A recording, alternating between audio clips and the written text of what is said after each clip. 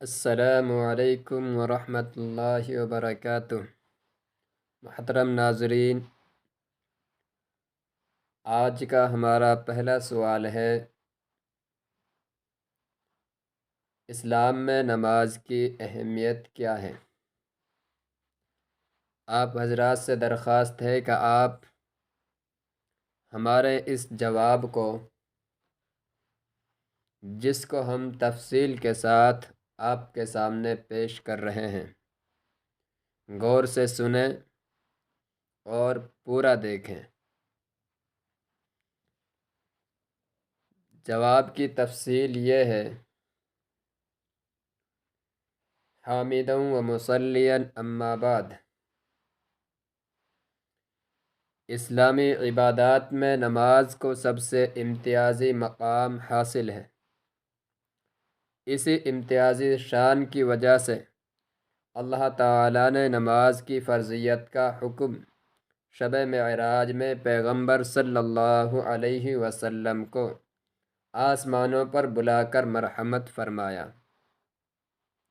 یہ واقعہ ہجرت سے قبل مکہ معظمہ میں پیش آیا، جس کے وقت کے بارے میں اقوال مختلف ہیں۔ امام نووی رحمۃ اللہ علیہ نے بعثت کے 5ویں سال یعنی ہجرت سے 7-8 سال قبل ہونے والے قول کو راجح قرار دیا ہے۔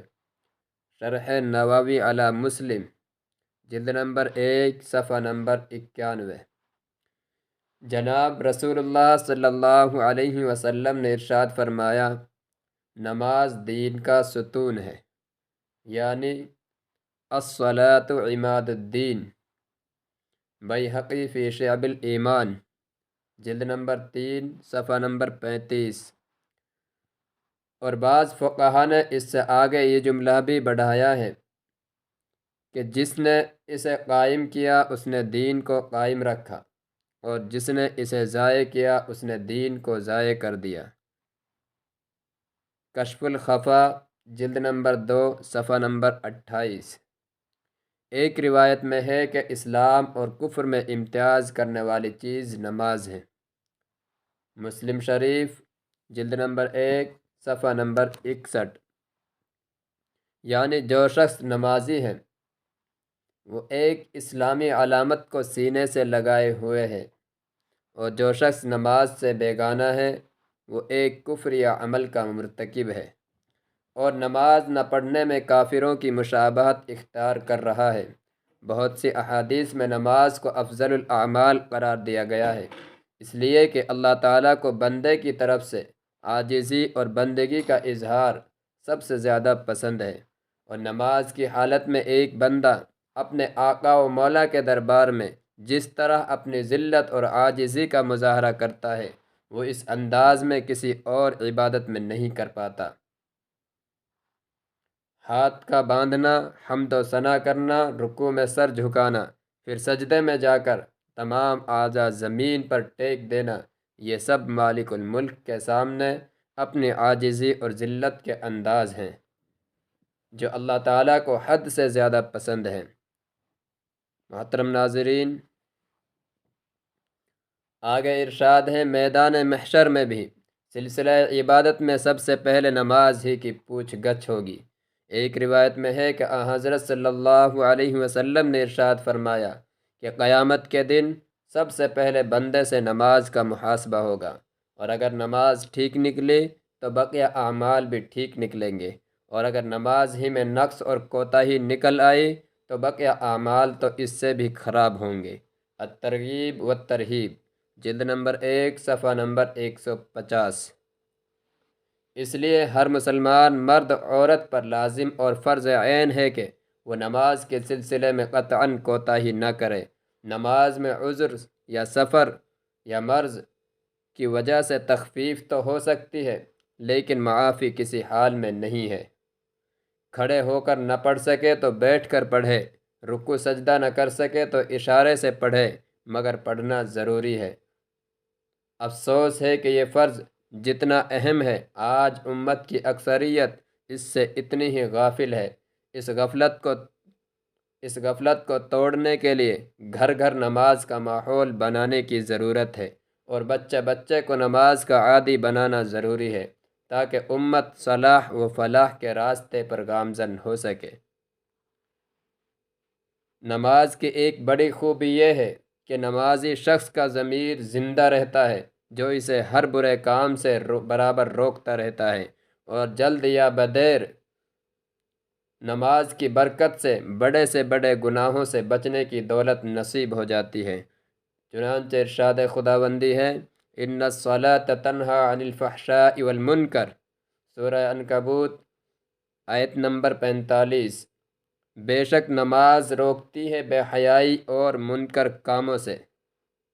ایک شخص نے حضرت صلی اللہ علیہ وسلم سے شکایت کی کہ فلاں آدمی رات بھر نماز پڑھتا ہے اور صبح اٹھ کر چوری کرتا ہے، تو حضرت صلی اللہ علیہ وسلم نے جواب دیا کہ یہ نماز عن قریب اسے اس عمل سے روک دے گی۔ اور جو شخص نماز پڑھنے کے ساتھ کسی گناہ کا پکا عادی ہو تو اسے اپنی نماز کا جائزہ لینا چاہیے کہ کہیں اس سے نماز میں ایسی کوتاہی تو نہیں ہو رہی ہے کہ نماز کا اثر ظاہر نہیں ہو رہا۔ بعض موقوف روایتوں میں مروی ہے کہ جس شخص کی نماز اسے بے حیائی اور گناہ سے نہ روک سکے تو گویا اس کی نماز ہی نہیں ہوتی۔ ابن کثیر صفحہ نمبر 1018۔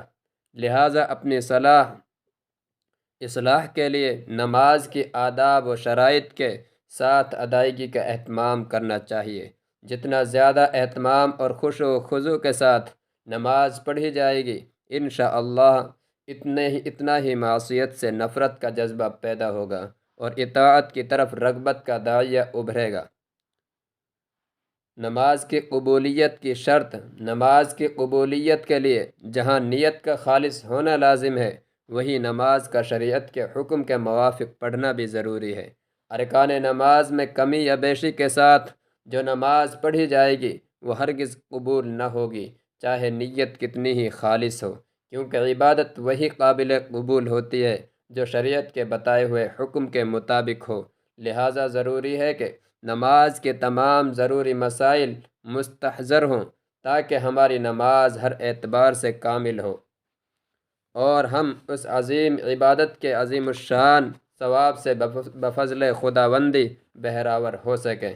ارشاد خداوندی ہے، حافظوا علی الصلوات والصلاة الوسطی وقوموا للہ قانتین، نگہبانی کرو نمازوں کی اور بیچ والی نماز کی، اور کھڑے ہو اللہ کے لیے با ادب ہو کر۔ اس آیت میں نماز با ادب پڑھنے کا حکم دیا گیا، اور نماز کا ادب یہی ہے کہ وہ پوری طرح سنت نبوی علی صاحبہ الصلاۃ والسلام کے مطابق ہو۔ بہت سے نماز کے پابند حضرات لمبی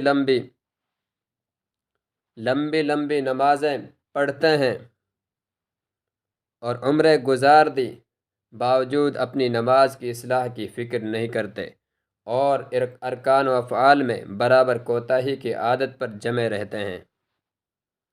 یعنی بہت سے نماز کے پابند حضرات لمبی عمریں گزر جانے کے باوجود بھی اپنی نماز کی اصلاح کی کوئی فکر نہیں کرتے اور ارکان و افعال میں برابر کوتاہی کی عادت بنائے ہوئے ہیں، اور ہر نماز جلد از جلد کم سے کم وقت میں پوری کرنے کی کوشش کرتے ہیں، فضول مشاغل میں گھنٹوں ضائع کر دیتے ہیں، فضول باتوں میں گھنٹوں کا 4 گھنٹے جتنا ٹائم ہو سکے اتنا خرچ کر دیتے ہیں، اس سے کوئی فرق نہیں پڑتا اور نماز میں چند منٹ لگانا بھی بھاری پڑ جاتا ہے۔ حالانکہ نبی اکرم صلی اللہ علیہ وسلم نے ایسے شخص کو بدترین چور قرار دیا ہے جو نماز کے افعال میں کٹوتی کرتا ہے۔ ایک روایت میں ہے کہ حضرت صلی اللہ علیہ وسلم نے ارشاد فرمایا کہ لوگوں میں سب سے بدترین چوری کرنے والا وہ شخص ہے جو اپنی نماز میں چوری کرتا ہے۔ حضرات صحابہ رضی اللہ عنہم اجمعین نے عرض کیا کہ حضرت نماز کی چوری کیسے ہوتی ہے؟ تو آپ نے ارشاد فرمایا کہ نماز کا چور وہ ہے جو نماز کے رکوع اور سجدہ پورا نہ کرے، یعنی بس جلدی گویا کہ مرغے کی سی ٹھونگے مار لے۔ الترغیب والترہیب، جلد نمبر 1 صفحہ نمبر 198۔ اور ایک روایت میں ہے کہ اللہ تعالیٰ اس شخص کی نماز کو دیکھتا تک نہیں جو رکوع اور سجدے کے درمیان اپنی پیٹھ سیدھی نہیں کرتا، یعنی قوما اور جلسہ نہیں کرتا، اسی طرح رکوع سے سیدھا نہیں کھڑا ہوتا۔ الترغیب والترہیب، جلد نمبر 1 صفحہ نمبر 198۔ بری بنا، نماز کے عام مسائل سے واقفیت ضروری ہے تاکہ ہماری نماز لاعلمی کی وجہ سے خراب نہ ہو اور ہم ترک نماز کے وبال سے محفوظ رہیں۔ جس طرح ہم اپنے دنیاوی معاملات کو سدھارنے میں دلچسپی دکھاتے ہیں، اس سے کہیں زیادہ دلچسپی سے نماز کو واقعی قابل قبول بنانے پر محنت کی ضرورت ہے۔ اللہ تعالی ہمیں حقیقی نماز کی حلاوت نصیب فرمائے اور اپنی رضا تام سے سرفراز فرمائے۔ محترم ناظرین، یہ آپ نے دیکھ لیا کہ اللہ تعالیٰ نے اور نبی اکرم صلی اللہ علیہ وسلم نے نماز کی کیسی اہمیت بیان کی ہے، نماز کے کیسے کیسے مسائل ہیں جن سے ہم ابھی تک ناواقف ہیں۔ ان مسائل کو بخوبی جاننے کے لیے آپ ہمارے ساتھ جڑے رہیں۔ انشاءاللہ روزانہ ایک نیا مسئلہ آپ کے سامنے پیش کیا جائے گا۔ آپ ہمارے ساتھ جڑ کر ایک بڑا نفع حاصل کر سکتے ہیں دین سے متعلق۔ آئیے ہم نماز کے کچھ فوائد، جس کو حافظ ابن حجر رحمۃ اللہ علیہ نے اپنے کتاب کے اندر تحریر فرمایا ہے، وہ لکھتے ہیں کہ نماز روزی کو کھینچنے والی ہے، یعنی نمازی انسان کبھی بھوکا نہیں رہ سکتا، کبھی بے برکتی اس کے گھر کے اندر نہیں آ سکتی۔ نماز اگر انسان پڑھتا ہے تو برکت اس کے ساتھ رہتی ہے۔ صحت کی محافظ ہے، یعنی آپ کی بدن کے اندر بیماریوں کو دور کرنے والی ہے، بیماریوں کو رفع کرنے والی ہے، دل کو تقویت پہنچاتی ہے، چہرہ کو خوبصورت اور منور کرتی ہے۔ یہ نماز کی پہچان ہے، نمازی کی پہچان ہے۔ جو انسان نماز پڑھتا ہے اس کے ساتھ یہ معاملات، یہ تمام کام سامنے اس کے ساتھ ظاہر ہوتے رہتے ہیں۔